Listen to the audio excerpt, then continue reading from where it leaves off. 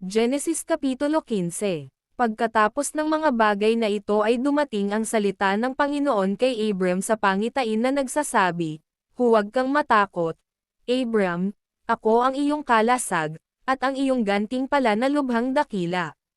At sinabi ni Abram, "O Panginoong Diyos, anong ibibigay mo sa akin, kung ako'y nabubuhay na walang anak at ang mag-aari ng aking bahay ay itong taga-Damascong si Eliezer?"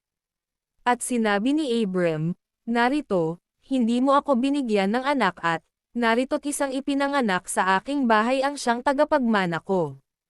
At, narito, ang salita ng Panginoon ay dumating sa kanya, na nagsabi, "Hindi ang taong ito ang magiging tagapagmana mo, kundi lalabas sa iyong sariling katawan ang magiging tagapagmana mo."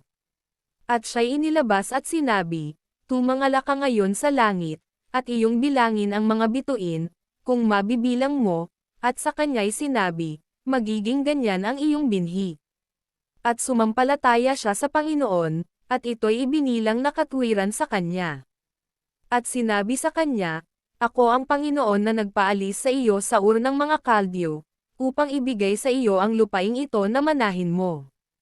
At sinabi niya, "O Panginoong Diyos, paanong pagkakilala ko na aking mamanahin?"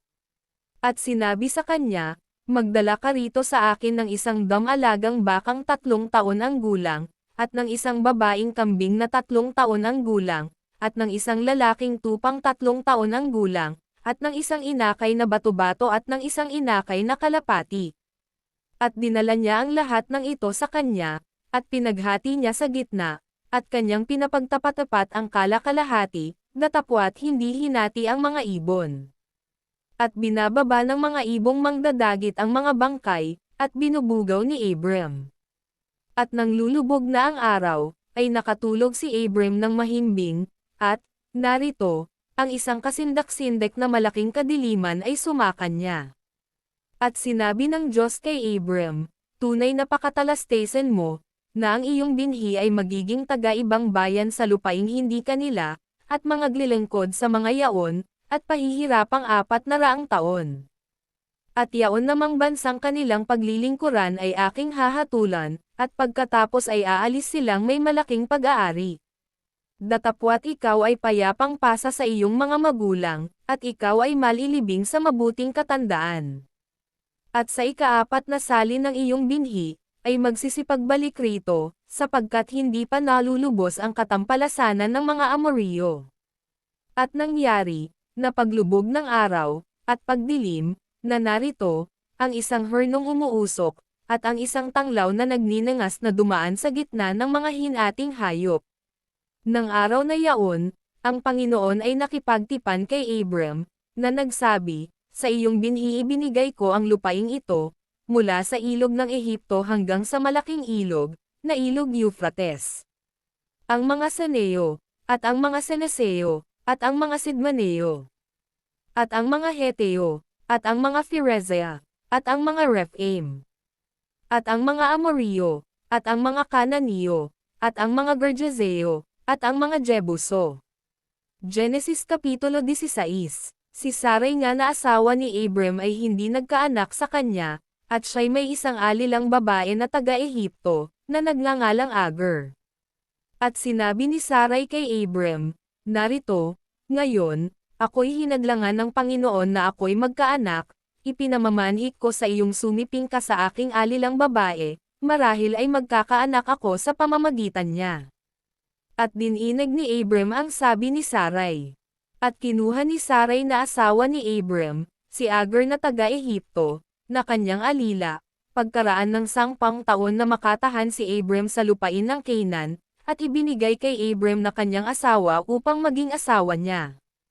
At siya'y sumiping kay Agar, at nagal-ihi, at nang makita niyang siya'y nagal-ihi, ay niwalang halaga niya ang kanyang Panginoong babae sa kanyang paningin. At sinabi ni Sarai kay Abram, "Ang aking pagkaapi ay sumaiyo, idinulot ko ang aking alila sa iyong sinapupunan," at nang makita niyang siya'y nagal-ihi, ay niwalan akong kabuluhan sa kanyang paningin, ang Panginoon ang humatol sa akin at sa iyo.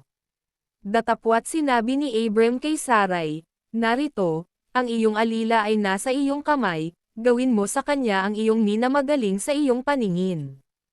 At dinuwahagi siya ni Sarai, at si Agar ay tumakas mula sa kanyang harap.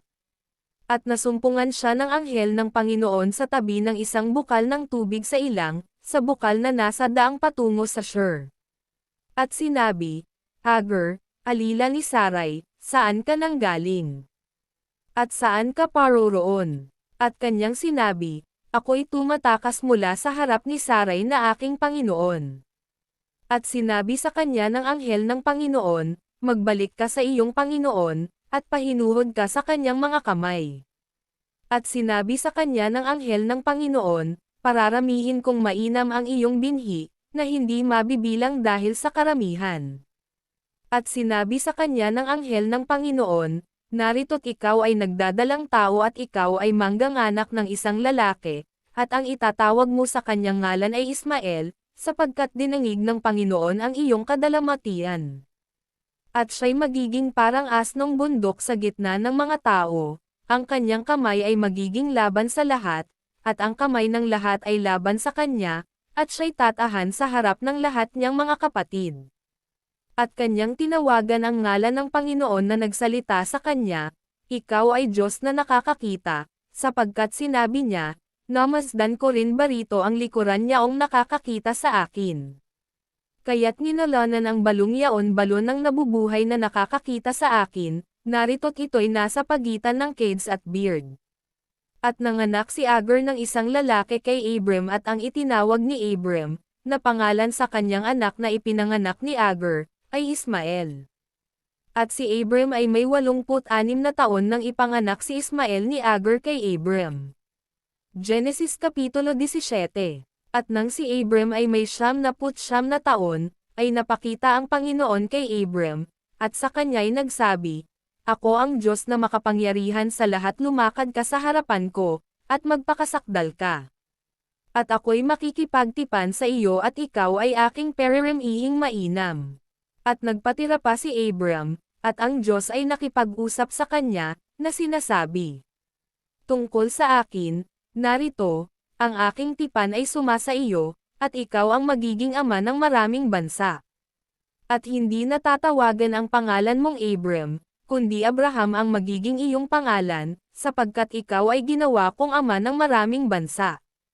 At ikaw ay aking gagawing totoong palaanakan at papanggagalingan ko sa iyo ang mga bansa, at magbubuhat sa iyo ang mga hari. At aking papagtitibayin ang aking tipan sa iyo at sa iyong binhi pagkamatay mo sa buong kalahian nila, na tipang walang hanggan, na ako'y magiging iyong Diyos, at ng iyong binhi, pagkamatay mo. At ibibigay ko sa iyo, at sa iyong binhi, pagkamatay mo, ang lupaing iyong mga pinaglakbayan, ang buong lupain ng Canaan, na pag-aaring walang hanggan at ako ang magiging Diyos nila. At sinabi pa ng Diyos kay Abraham, at tungkol sa iyo, iingatan mo ang aking tipan, iingatan mo at ng iyong binhi pagkamatay mo, sa buong kalahian nila. Ito ang aking tipan na inyong iingatan sa akin at sa inyo, at ng iyong binhi, pagkamatay mo, tutuliin ang bawat lalaki sa inyo. At kayo'y tutuliin sa laman ng inyong balat ng masama, at ito ang magiging tanda ng aking tipan sa inyo. At ang may 8 araw ay tutuliin sa inyo, ang bawat lalaki sa buong kalahian ninyo, ang ipinanganak sa bahay, o ang binili ng salapi sa sinumang taga-ibang lupa na hindi sa iyong lahi. Ang ipinanganak sa bahay at ang binili ng iyong salapi, ay dapat tuliin, at ang aking tipan ay sa iyong laman na pinakatipang walang hanggan. At ang lalaking hindi tuli, na hindi tinuli ang laman ng kanyang balat ng masama, ang taong yaon ay mahihiwalay sa kanyang bayan, sinira niya ang aking tipan. At sinabi ng Diyos kay Abraham, tungkol kay Sarai na iyong asawa, ay huwag mo nang tatawagan ang kanyang pangalang Sarai, kundi Sara ang magiging kanyang pangalan. At akin siyang pagpapalain, at saka sa kanya'y bibigyan kita ng anak, oo, siya'y aking pagpapalain, at magiging ina ng mga bansa, ang mga hari ng mga bayan ay magmumula sa kanya. Nang magkagayo'y nagpatira pa si Abraham, at nagtawa, at nasabi sa kanyang sarili, magkakaanak kaya siya na may 100 taon na. At manganak pa kaya si Sarah na may 90 taon na. At sinabi ni Abraham sa Diyos, Kahimanaweri, si Ismael ay mabuhay sa harapan mo. At sinabi ng Diyos, hindi, kundi ang iyong asawang si Sarah ay magkakaanak sa iyo, at tatawagan mo ang kanyang ngalang Isaac, at aking pagtitibayin ang aking tipan sa kanya ng pinakatipang walang hanggan, sa kanyang lahi pagkamatay niya. At tungkol kay Ismael, ay dininag din kita. Narito't aking pinagpala siya, at siya'y aking papag-aanakin ng marami, at siya'y aking pararamihin ng di ko asa, 12 prinsipe ang kanyang magiging anak, at siya'y gagawin kong malaking bansa. Ngunit ang aking tipan ay pagtitibayin ko kay Isaac na iaanak sa iyo ni Sarah, sa tadhanang araw, sa taong darating. At nang matapos na makipag-usap sa kanya, ay napaitaas ang Diyos mula sa piling ni Abraham. At ipinagsama ni Abraham si Ismael, na kanyang anak, at ang lahat na ipinanganak sa kanyang bahay, at ang lahat ng binili niya ng kanyang salapi, ang lahat ng lalaki sa mga lalaking kasangbahay ni Abraham, at tinuli ang laman ng kanilang balat ng masama ng araw ding yaon, ayon sa sinabi ng Diyos sa kanya. At si Abraham ay may 99 na taon, nang tuliin ang laman ng kanyang balat ng masama. At si Ismael ay may 13 taon, nang tuliin ang laman ng kanyang balat ng masama. Nang araw ding yaon tinuli si Abraham, at si Ismael na kanyang anak. At lahat ng lalaking kasangbahay niya, maging ang mga ipinanganak sa bahay, at ang mga binili ng salapi sa taga-ibang lupain, ay pinagtuling kasama niya.